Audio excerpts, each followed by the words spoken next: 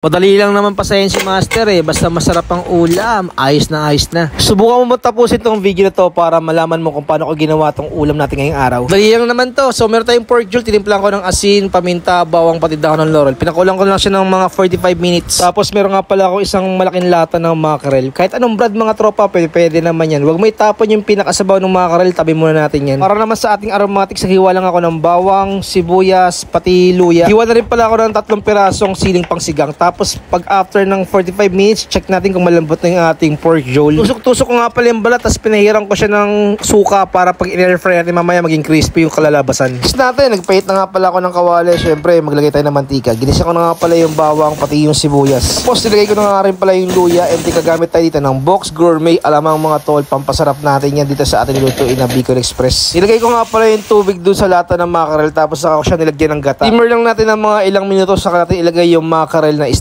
galing sa lata. Ito na nga rin nga pala yung lechong kawali natin na in-air fry kanina mga tropa. Iniwan ko na sa bite size, saka ko siya hinalo doon sa sarsa ng Bicol Express. Kaya nga pala ako ng siling pangsigang, tapos ito nga pala yung version natin ng Bicol Express mga tol. Kakaibang diskarte naman ginawa natin para lang sumaya si Master, diba? Paano mga tol? Approve naman kay Master, magpapaalam na ako. Tapos ayun, bye-bye!